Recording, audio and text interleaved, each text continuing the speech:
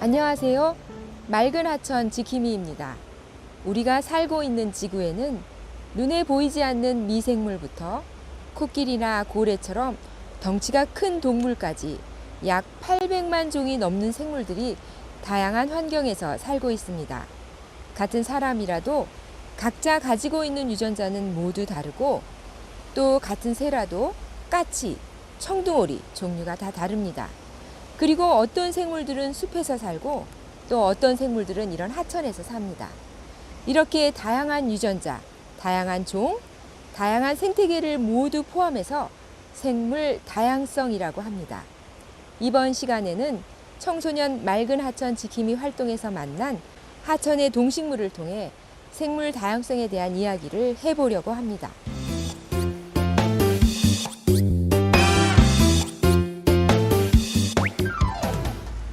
하천의 생물 다양성에 대한 이야기를 하려면 먼저 여울과 소에 대해 말씀드리고 싶은데요.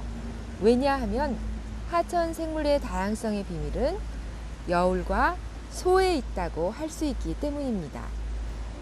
보통 하천은 상류에서 하류로 흐르면서 S자 모양으로 굽어지며 흐르는데요. 비교적 물길이 반듯하고 얕으면서 물살이 빨리 흐르는 곳을 여울이라고 합니다. 여울은 하천의 생물 다양성에 아주 중요한 역할을 하는데요.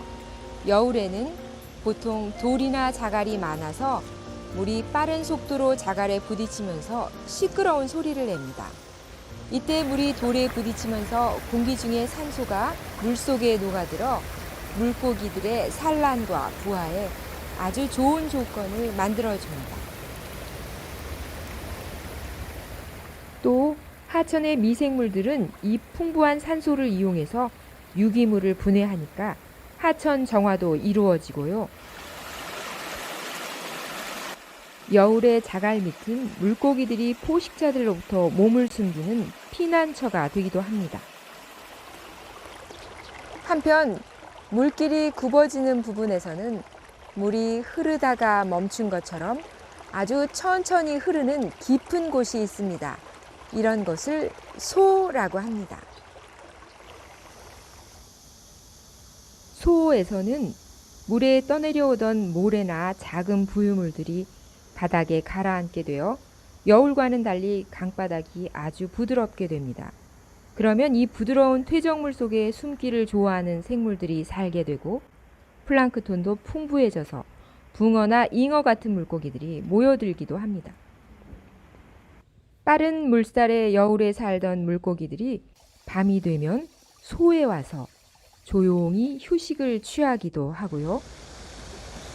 이렇게 여울과 소가 반복되면서 다양한 생물들이 살 수 있게 만들어줍니다. 그래서 하천을 복원할 때는 최대한 자연 상태에 가까운 여울과 소를 만들어주는 것이 하천의 생물 다양성에 있어서 매우 중요한 요소라고 할 수 있습니다.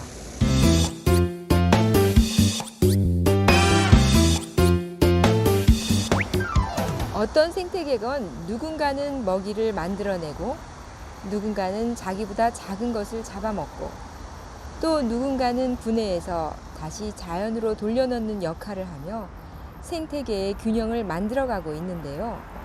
이렇게 한 생태계 안에서 생물들이 먹고 먹히는 관계를 먹이사슬이라고 합니다. 여기 하천에서도 동식물을 자세히 살펴보면 먹이사슬의 예가 아주 잘 보입니다. 먼저 하천의 가장자리를 가득 메우고 있는 풀과 나무들은 먹이사슬의 생산자입니다. 우리 눈에 보이지는 않지만 하천 물속에는 식물 플랑크톤이 생산자의 역할을 하고 있겠죠.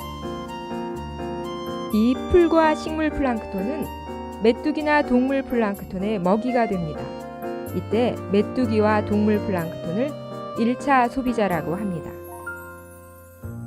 그 다음 땅 위에서는 메뚜기가 쥐 같은 2차 소비자의 먹이가 되고 물속에서는 동물 플랑크톤이 2차 소비자인 작은 물고기들의 먹이가 됩니다.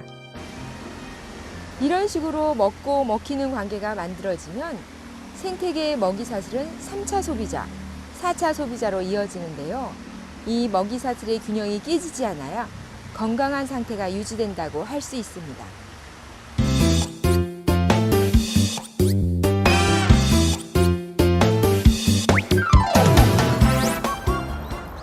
지금부터는 청소년 맑은 하천 지킴이 활동을 통해서 가장 자주 만난 하천의 동식물을 살펴보겠습니다. 퀴즈를 내면서 이야기할 테니까 한번 맞춰보세요. 하천 먹이사슬의 최상위 포식자인 이 동물은 누구일까요? 몸집이 크고 부리는 뾰족하며 눈도 아주 매섭습니다. 1번 외가리, 2번 갈가리. 정답은 외가리입니다. 외가리는 물고기와 황소개구리, 뱀은 물론 커다란 쥐 등 움직이는 동물은 가리지 않고 잡아먹는 하천 생태계의 최강자라고 합니다. 가슴과 등 옆구리가 회색이고 암컷과 수컷의 생김새가 비슷해서 암수를 구별하기 쉽지는 않습니다. 원래는 여름 철새이지만 텃새화되었다고 하고요. 보통 나무 꼭대기나 하천 주변의 높은 곳에 앉아 있다가 큰 날개를 활짝 펴고 날아와 물고기를 잡아먹습니다. 하천 먹이사슬의 또 다른 포식자인 이 동물은 누구일까요? 수컷은 머리와 목이 짙은 초록색이고 암컷은 갈색입니다. 1번 훈제오리, 2번 청둥오리. 정답은 청둥오리입니다. 청둥오리는 양재천, 고덕천, 세곡천, 홍제천 등 서울 하천 곳곳에서 만날 수 있는 새입니다. 풀과 나무 열매도 먹고 곤충과 작은 물고기도 잡아먹는 잡식성이라고 하고요. 봄에 한 번에 6개에서 12개 정도의 알을 낳는데 홍제천에서는 5월에 태어난 지 얼마 안 된 노란 아기 오리들이 엄마 오리와 함께 헤엄치는 모습이 목격되었는데요. 7월에 보니 많이 자라서 갈색으로 변해 있었습니다. 하천가에서 옹기종기 모여 햇살을 받으며 쉬고 있는 모습이 참 평화로워 보이지요. 농촌에서는 이 청둥오리를 논에 넣어 벌레를 잡아먹게 하고 배설물은 거름으로 사용하여 농약과 비료를 사용하지 않는 친환경 농법에 이용하기도 한다고 합니다. 머리에 댕기머리 같은 깃이 있고 발에는 노란 장화를 신은 듯한 이 동물은 누구일까요? 1번 쇠백로, 2번 최백로. 정답은 쇠백로입니다. 이름 앞에 쇠자가 붙으면 작다는 뜻인데요. 그래서 쇠백로는 백로류 중 가장 작은 종류라는 것을 알 수 있습니다. 쇠백로는 물속을 살금살금 걸어 다니면서 노란 발을 이용하여 물고기를 몰아 잡아먹거나 어디선가 날아와 움직이는 물고기를 잡아먹는 뛰어난 물고기 사냥꾼입니다. 물고기뿐만 아니라 개구리, 뱀, 수생곤충, 개찌렁이도 잡아먹는다고 하네요. 또 머리 뒤통수에 댕기 같은 깃은 번식깃으로 보통 봄에서 여름 사이 번식기에 긴 두 가닥 깃이 생기고 눈 주위에도 분홍색이나 연두색으로 변합니다. 새 종류는 몸집이 커서 우리 눈에 잘 띄는데요. 물속이나 풀숲을 자세히 들여다보면 새 말고도 여러 동물들이 사는 것을 알 수 있습니다. 잉어는 전 세계 대부분의 하천에서 볼 수 있는 대표적인 민물고기인데요. 주로 하천의 중하류 지역, 물살이 약한 곳에 살고 풀이나 물고기 등 다 잘 먹는 잡식성입니다. 잉어는 강바닥을 입으로 파헤쳐서 먹이를 찾아 먹는데요. 바닥에 있는 먹이를 먹기 쉽게 입이 아래쪽에 달려있지요. 강바닥의 모래도 함께 먹었다가 모래는 뱉어내고 먹이만 골라 먹는데요. 이렇게 하면서 모래 속의 지저분한 노폐물이 제거되어 강바닥이 깨끗하게 정화된답니다.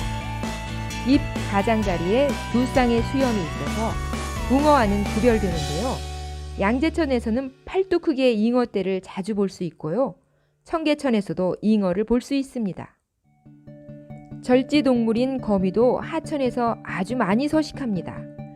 나뭇가지 사이나 다리 난간 등의 거미줄을 치고 날아다니는 작은 날벌레나 작은 곤충들을 잡아먹습니다.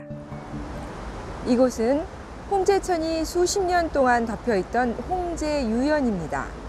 홍제천 복원사업 후인 2020년 10월에 홍제천 생활환경실천단은 거미 전문가 손윤한 선생님과 함께 홍제천에 서식하는 거미를 조사했는데요.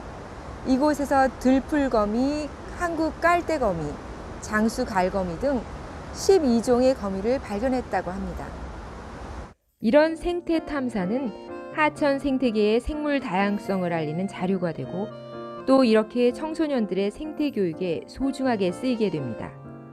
묵묵히 서울의 하천을 아끼고 지키시는 분들에게 정말 감사하다는 생각이 듭니다.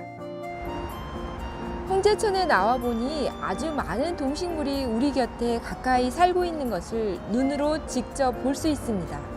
청둥오리, 외가리, 쇠백로, 아까시나무, 창포, 뽕나무. 정말 다양하고 많은 동식물이 있어서 하천의 주인은 사람이 아니라 바로 자연이구나를 느끼게 해주는데요. 풀과 나무는 싹을 틔우고 꽃과 열매를 맺고 나비와 벌, 곤충들은 이 풀과 나무에서 쉬기도 하고 먹이를 찾기도 합니다. 짝을 찾고 알을 낳는 잠자리들도 하천을 가득 채우고요. 비둘기도 하천에 와서 목을 축이고 목욕을 하기도 하고 하천의 다리 밑에 둥지를 들고 가족끼리 다정한 시간을 보내기도 합니다. 하천은 동식물의 집이자 마을입니다. 하천을 지키는 것은 우리가 살고 있는 자연 생태계를 지키는 일입니다. 하천을 맑고 깨끗하게 지킴으로써 사람과 자연이 어우러지고 서로 상호작용을 유지하는 생태마을을 만들어 보세요. 여기까지 하천의 동식물을 통해 알아본 하천의 생물 다양성이었습니다.